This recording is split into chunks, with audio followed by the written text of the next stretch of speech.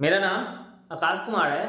आज हम क्लास 12 के इलेक्ट्रोस्टैट चैप्टर को हम स्टडी करेंगे। ओके, ये टॉपिक उनके लिए इम्पोर्टेंट है जो जेईई मेंस नीट सीईटी का प्रिपरेशन कर रहे हैं। इसमें हम पहले थ्योरी पढ़ेंगे, उसके बाद हम कुछ क्वेश्चंस लगाएंगे और इस वीडियो के बाद अगले वीडियो में हम पेन टाइप के मदद से पीडीएफ के फॉर्म में कुछ आपको क्वेश्चन दूंगा, अपलोड करूंगा और उस क्वेश्चन को आपको लगाना रहेगा। फिर मैं उस क्वेश्चन को आपके साथ डिस्कस करूंगा। ओके, तो अपना टॉपिक है इलेक्ट्रोस्टैट। सबको हेडिंग डालना है इलेक्ट्रोस्टैट। सबसे पहले आप बताइए इलेक्ट्रोस्टैट होता क्या है। जाहिर सी बात है, इलेक्ट्रोस्टैट क्या है? ब्रांच ऑफ फिजिक्स है इन विच वी स्टडी चार्ज। लेकिन चार्ज कब पढ़ेंगे? चार्ज तो रेस्ट में भी होता है और मोशन भी होता है। तो जब चार्ज रेस्ट पे होगा तो हम इलेक्ट्रोस्टैट पढ़ेंगे, और जब चार्ज मोशन में होगा तो हम लोग करंट इलेक्ट्रिसिटी पढ़ते हैं। सब कुछ जानता है। सबसे पहले लिख लेते हैं definition. It is branch of physics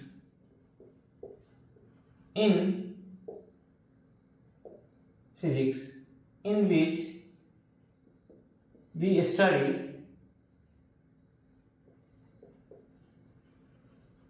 electric effect of charge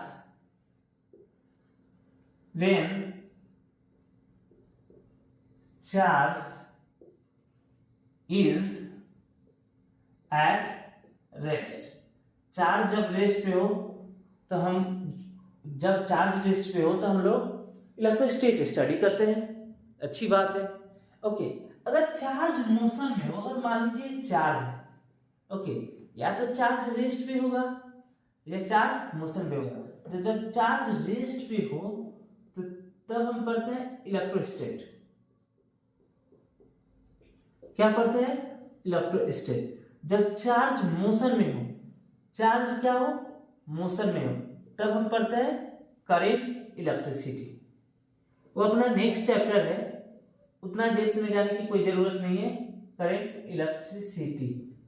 okay, charge at rest हम क्या पढ़ते हैं? इलेक्ट्रोस्टैट। ओके, जब चार्ज की बात आ रही है, चार्ज रेस्ट पे है तो इलेक्ट्रोस्टैट पढ़ते हैं, चार्ज मोशन में है तो करंट इलेक्ट्रिसिटी पढ़ते हैं। लेकिन एक्चुअली चार्ज होता क्या है ये भी तो जानना जरूरी है। चार्ज होता क्या है? ओके, तो चलिए पहले चार्ज के बारे में समझते हैं। चार्ज होता क्या है ये नोट डाउन कर लीजिए। छोटा सा डिफिनेशन था इलेक्ट्रोस्टैट का, कोई बड़ी बात नहीं है। इलेक्ट्रोस्टैट बहुत अच्छी टॉपिक है, 20-25 दिन लग जाते हैं पढ़ाने में और काफी अच्छे क्वेश्चन आते हैं। हर एक साल जेईई की एक क्वेश्चन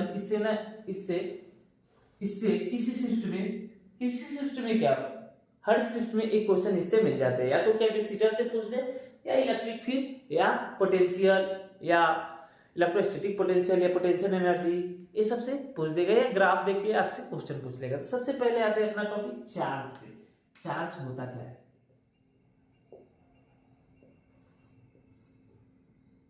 तो लिखिएगा, it is intrinsic property of material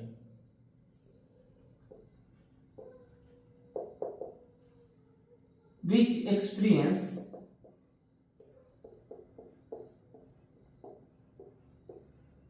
electric or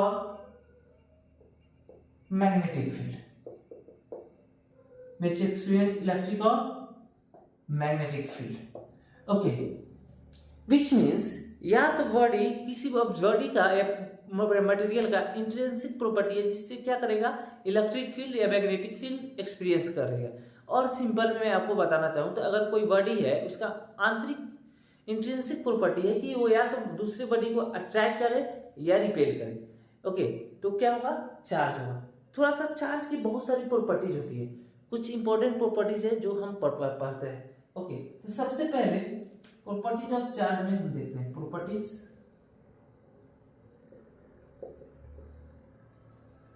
of charge. पहला प्रॉपर्टी होता है, it is denoted by Q, जो फर्जी प्रॉपर्टी होता है। इसे क्या चीज से डिनोट किया जाता है? क्यू से, स्मॉल क्यू या कैपिटल क्यू दोनों में से किसी एक से डिनोट किया जाता है। ओके, ऐसा यूनिट ऑफ चार्ज होता है, ऐसा यूनिट ऑफ चार्ज होता है कूलम। क्या होता है? कूलम होता है। ऐसा यूनिट ऑफ चार्ज क्या होता है? कूलम होता है। और इसे हम एम्पियर सेकेंड भी बोलते हैं। अगर आपको ऑप्शन में मिल जाए कि व्हाट इज द ऐसा यूनिट ऑफ चार्ज, अगर कूलम ना लिखा हो, एम्पियर सेकेंड भी लिखा हो तो वो सही है, क्योंकि करंट बराबर होता है चार्ज अपॉन टाइम। तो चार्ज बराबर क्या होगा? Current into time. करंट का ऐसा यूनिट एम्पियर और टाइम का सेकेंड। तो हम लोग लिख सकते हैं या एम्पियर सेकेंड भी इसका यूनिट होता है, एम्पियर सेकेंड भी। ओके, जब ऐसा यूनिट का बात आ गया तो सीजीएस यूनिट भी देख लेते हैं। तो सीजीएस यूनिट होता है, सीजीएस यूनिट होता है, सीजीएस यूनिट होता है इशू। कभी पूछता नहीं है लेकिन याद रहना चाहिए। और 1 कूलम में 10 की पावर 3 इशू होता है। जैसे डिस्टेंस का ऐसा यूनिट होता है मीटर, सीजीएस होता है सेंटीमीटर। 1 मीटर में 10 की पावर 2 यानी कि 100 सेंटीमीटर होता है। वैसे ही 1 कूलम में कितना होता है? 10 की पावर 3 इशू होता है। ये चार्ज की प्रॉपर्टी, एक फर्जी प्रॉपर्टी थी। और एक प्रॉपर्टी होती है डायमेंशनल फार्मूला का बात करते हैं। Okay, dimensional formula. Dimensional formula देखिए, चार्ज बराबर क्या लिखे थे? Current into time. चार्ज बराबर क्या हुआ था? Current into time. ओके, मैं लिख देता हूं। यहां से हमें चार्ज बराबर आया था करंट इनटू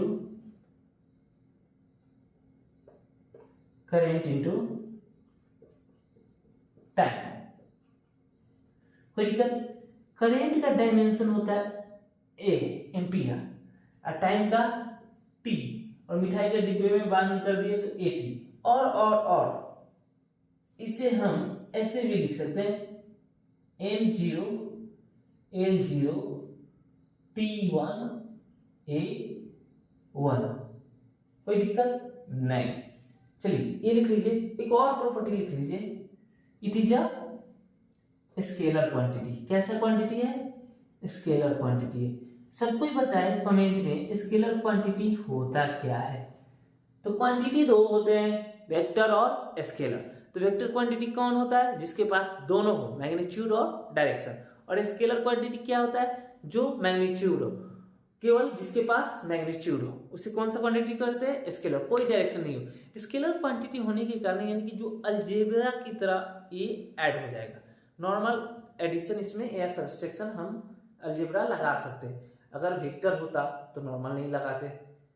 चलिए आगे देखते हैं प्रॉपर्टीज इसका होता क्या है।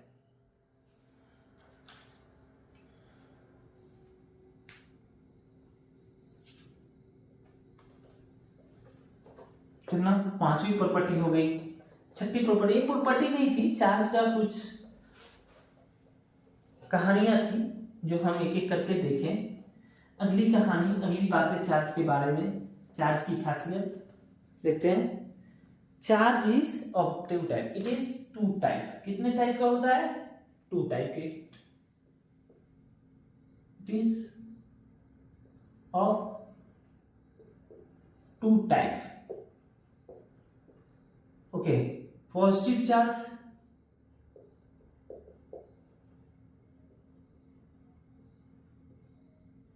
Plus Q and negative charge.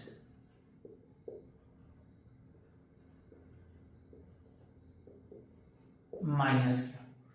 Positive charge यानी कि प्लस क्यू, नेगेटिव यानी कि माइनस क्यू। अच्छा, चार्ज होता क्या है? एक अभी टर्म लिख लीजिए, Q इक्वल टू एनी, यानी कि चार्ज यानी कि एक्सेस ऑफ इलेक्ट्रॉन यानी कि negative charge, deficiency of electron यानी कि पॉजिटिव चार्ज। चार्ज यानी कि प्रेजेंस ऑफ इलेक्ट्रॉन। किसी बॉडी के पास कितना इलेक्ट्रॉन है उससे उसका चार्ज का वैल्यू बता सकते हैं। ओके, तो हम लिख सकते हैं नेगेटिव चार्ज यानी कि excess of electron, positive charge यानी कि deficiency of electron. Okay, negative charge पे चार्ज का वैल्यू होता है माइनस का 1.6 इंटू 10 की पावर माइनस 19 कूलम एक इलेक्ट्रॉन पे जो चार्ज होता है। वही प्रोटॉन पे जो चार्ज होता है प्लस का 1.6 इंटू 10 की पावर माइनस 19 कूलम। ओके, इसे अगर 1 यूनिट बोलते हैं, माइनस का 1 यूनिट तो ये प्लस का 1 यूनिट हो जाएगा, कोई दिक्कत। एक बात और समझिएगा, चार्ज always associated with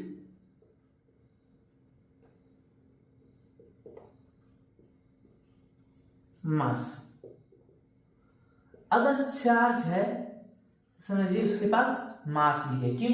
क्योंकि इलेक्ट्रॉन है, इलेक्ट्रॉन ही तो चार्ज है, यानी कि इसके पास मास भी होता है, इलेक्ट्रॉन के पास मास भी होता है।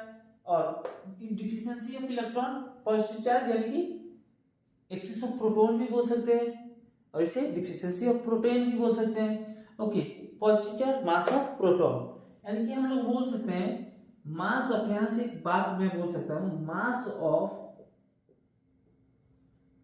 Positive charge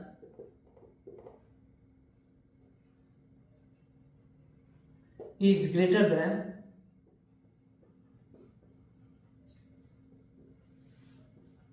mass of negative charge।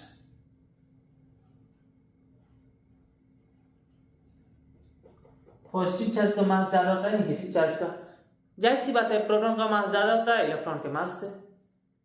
कितने टाइम्स होते हैं आप कमेंट सेक्शन में बताएं। और कौन सा चार्ज ऑन इलेक्ट्रॉन पे, जो चार्ज किसी इलेक्ट्रॉन पे कितना होता है, कौन से एक्सपेरिमेंट से निकाला गया था, तो आप बताइए। आप अगर केमिस्ट्री में पढ़े होंगे एटॉमिक स्ट्रक्चर तो वहां पे आपको बताया होगा। Famous Millikan wild drop experiment से ये पता किया गया था। ओके, अगला प्रॉपर्टी, चार्ज दो टाइप के होते हैं। अगला property, charge is conserved. What is conservation of charge? Charge is conserved मतलब अरे बताओ, what is conservation of charge? Charge का कंजर्वेशन क्या होता है? तो मैं लिखता हूं charge is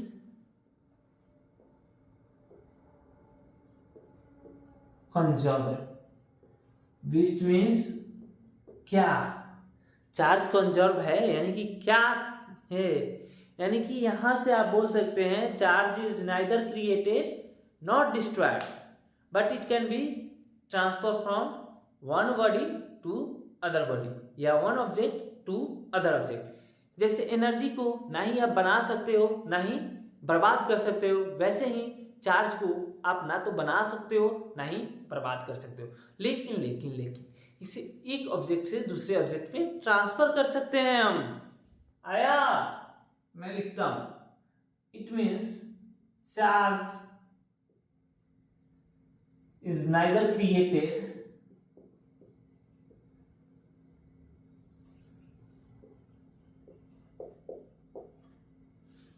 not destroyed but it can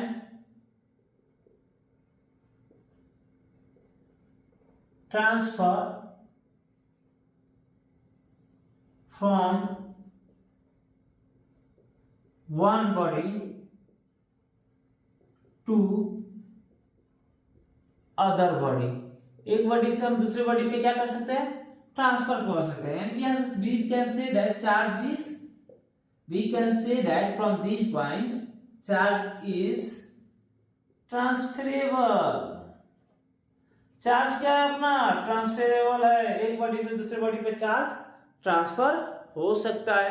अगर मान लीजिए भाई साहब मेरे पास 10 प्रोटॉन है 10 इलेक्ट्रॉन है, तो ओवरऑल मेरे पास कितना चार्ज है? 0। अगर मैं एक इलेक्ट्रॉन दे दिया तो मेरे ऊपर कौन सा चार्ज आ गया? पॉजिटिव चार्ज आ गया। एक इलेक्ट्रॉन दे दिया तो यानी कि मेरे पास इलेक्ट्रॉन कितना रह गया? 9, और प्रोटॉन कितना था? 10। तो ओवरऑल मेरे पास कितना यूनिट चार्ज बढ़ गया? 1 यूनिट का चार्ज ज्यादा हो गया। तो मैं कैसा चार्ज हो गया? पॉजिटिव चार्ज हो गया। चलिए आगे देखते हैं।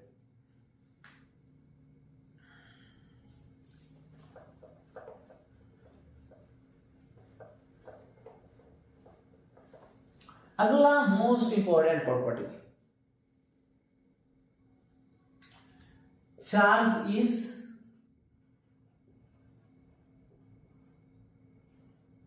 क्वांटाइज्ड, मीन्स मतलब चार्ज क्या है, क्वांटाइज है, यानी कि charge always exist in integral multiple of electron, which means charge always exist, writing गड़बड़ा गया है यार, charge always exist in integral multiple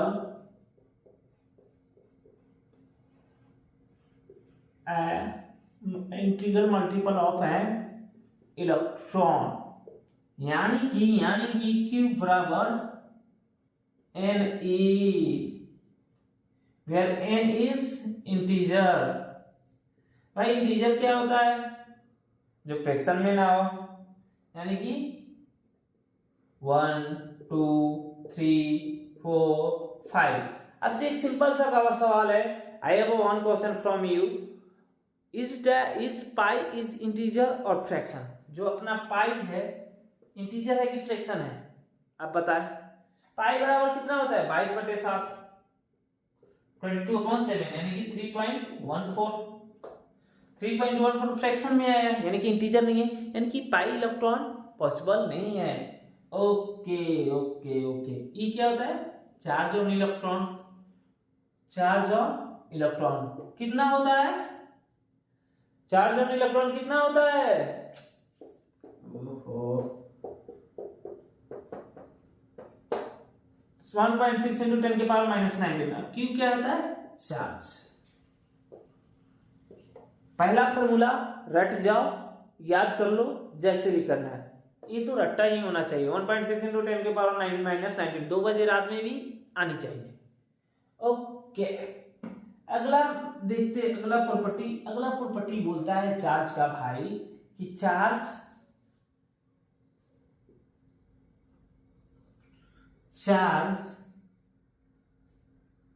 of an isolated system remain constant, मतलब मीन्स कोई आइसोलेटेड सिस्टम है, मान लीजिए इस क्लास में, अपने क्लासरूम में 5 बच्चे हैं, मैं 5 को इलेक्ट्रॉन दिया, किसी को पास 4 इलेक्ट्रॉन दिया, किसी को 3 दिया, किसी को 2 दिया, किसी को 6 दिया, फिर मैं बाहर गया, कुछ देर बाद आया, सिस्टम को आइसोलेट कर दिया, बंद कर दिया, फिर इन्होंने अपने चार्ज को रीडिस्ट्रीब्यूशन, एक बच्चे दूसरे को अपने में से इलेक्ट्रॉन दिया, दूसरा उसको दिया, एक दूसरे, ऐसे ही वो एक दूसरे को चार्ज दिए। फिर मैं क्लास में आके पूछा कि बताओ चार्जेस कितने हैं, तो जो पहले थे उतना ही चार्ज बचा हुआ है, यानी कि चार्ज क्या है, कांस्टेंट है, जितना इनिशियली था उतनी फाइनली ही था, मेरे जाने से पहले जितना था आने के बाद ही उतना ही है। चलिए आगे देखते हैं।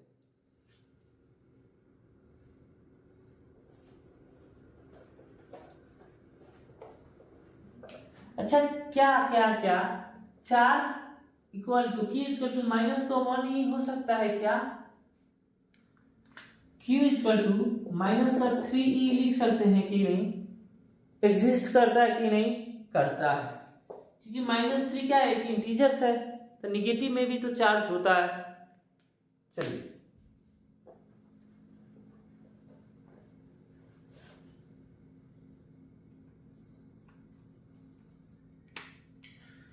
चार्ज, अगला property most important, charge is रिलेटिविस्टिकली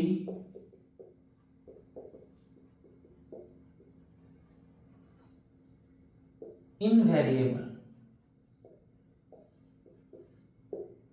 मतलब चार्ज इज रिलेटिविस्टिकली इनवेरिएबल। अगर मान लीजिए अपना एक चार्ज Q है, कहां पे, अर्थ पे, क्यू का वैल्यू क्या है, मान लीजिए माइनस का 1.6 इंटू 10 की पावर माइनस 19 कूलम है। इस चार्ज को मैं मून पे ले गया तो क्या इसका वैल्यू बढ़ जाएगा? नहीं। क्या घट जाएगा? नहीं, वैल्यू क्या रहेगा, सेम रहेगा। तो charge doesn't depend on frame of reference, लिख लीजिएगा, which means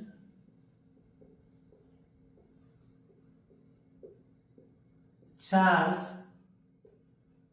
is independent of frame of reference। Charge frame of reference से क्या है, रेफरेंस इंडिपेंडेंट है। ओके, अगला एक और इंपॉर्टेंट प्रॉपर्टी नहीं है लेकिन लिख लिया, when charge is at rest it only produce electric field,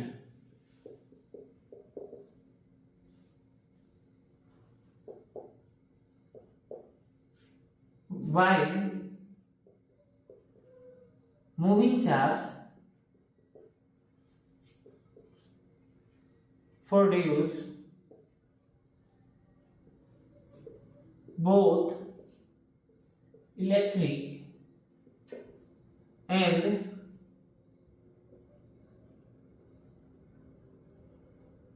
magnetic field.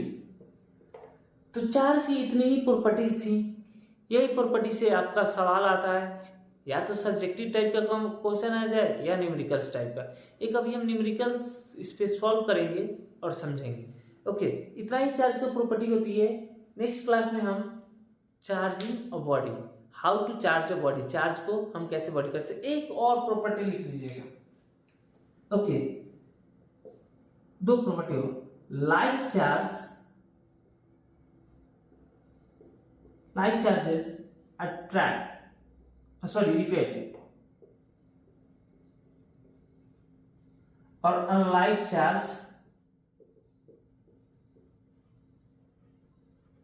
Charges attract each other. मतलब means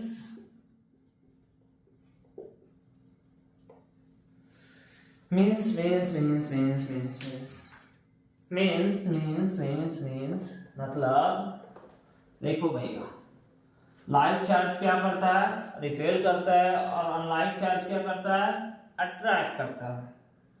मतलब लाइक चार्ज यानी कि प्लस क्यू, माइनस क्यू, दोनों क्या है, ऊपर वाले भी लाइक चार्ज है, नीचे वाले भी लाइक चार्ज है। तो इन दोनों के बीच में जो फोर्स लगेगा वो रिपल्सन होगा, एक दूसरे को धक्का देंगे। नहीं भाई तू भाग, मेरे को तेरे साथ नहीं रहना है। तो यहाँ पे क्या हो रहा है, रिपल्सन हो रहा है। वाइल अनलाइक चार्ज, एक प्लस क्यू हो गया और एक माइनस क्यू हो गया, इन दोनों के बीच में क्या होगा, अट्रैक्शन आएगा, दोनों पास आएंगे। अगर माइनस क्यू भी हो जाए और प्लस क्यू भी हो जाए तो दोनों क्या करेंगे, एक दूसरे को, यहाँ पे क्या हो रहा है, अट्रैक्शन हो रहा है, एक दोनों के पास आएंगे, मिलके बातें करेंगे। यानी कि दो लड़के हो तो आपस में एक दूसरे से रिपेल करेंगे, या दो लड़कियां हो एक दूसरे से मारपीट करेंगे। लेकिन क्या हो, एक लड़का और एक लड़की हो तो दोनों पास में आएंगे और एक दूसरे से प्यार मोहब्बत वाली बातें करेंगे। चलिए आगे बढ़ते हैं, फालतू की बातें थी उसमें हमें फोकस नहीं करना है। We don't fall in love with anyone, cold blooded हुए हम लोग, क्योंकि ब्लाइंडर्स है, थॉमस शेल्बी। ओके, एक और बात लिखी जरा, repulsion is sure test of electrification। यानी कि मेरे पास चार्ज है कि नहीं, ये कौन बताएगा, रिपल्सन। मेरे पास मेरे जैसा ही कोई एक और बंदा ला दीजिए, अगर मैं एक दूसरे को रिपेल करने लगे तो मैं क्या हूँ, चार्ज बॉडी हूँ। अगर अट्रैक्ट हो तो नहीं बता सकते हो कि मैं चार्ज हूँ कि अनचार्ज हूँ। चलिए एक क्वेश्चन करके दिखाइए, उसके बाद क्लास को यहीं पे द एंड हम लोग करेंगे। एक क्वेश्चन कर दीजिए और क्लास को द एंड करते हैं। क्वेश्चन है पहला number, find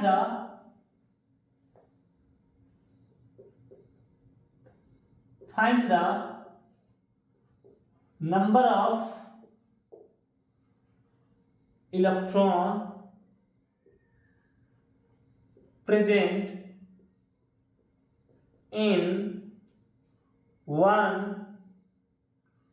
coulomb of charge. Pause कीजिए, थोड़ा सा ट्राई कीजिए, नहीं बनता है तो मैं तो जिंदा हूं ही बनाने के लिए। फार्मूला भी बता देता हूं, अपने पास फार्मूला अभी तक एक ही आया है, Q बराबर एन, उसी फार्मूला पे बनेगा। सोचिए और बनाइए। Q क्या था, चार्ज था। N क्या था, नंबर ऑफ इलेक्ट्रॉन था। E क्या था, इलेक्ट्रॉनिक चार्ज था। Q equal to Ne।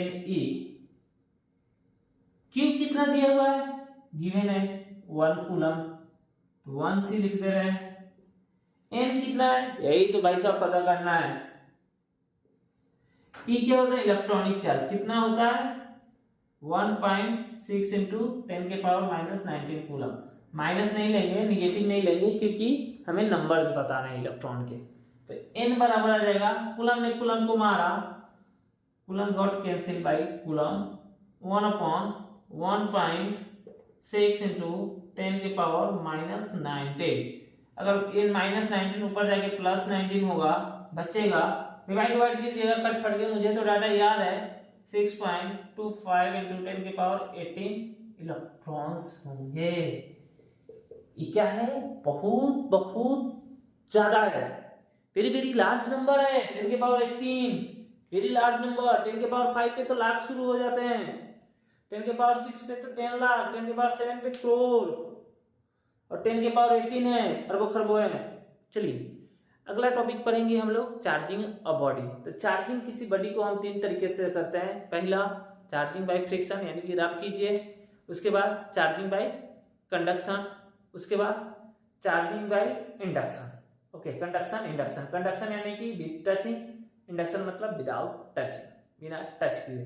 Friction मतलब रब। आप कभी देखें कॉम्ब से हम लोग अपने हेयर को रब करें, फिर कुछ दिन बाद कागज के पत्ती पे ले जाए, कागज के पेपर्स के टुकड़ों को टच करे, तो क्या करता है, उसको अपनी तरफ अट्रैक्ट करता है। तो क्या होता है, वहां पे चार्ज डेवलप हो जाता है। किस पे, कॉम्ब पे। किसके कारण, अपने हेयर के कारण। ओके, तो नेक्स्ट क्लास में हम मिलेंगे।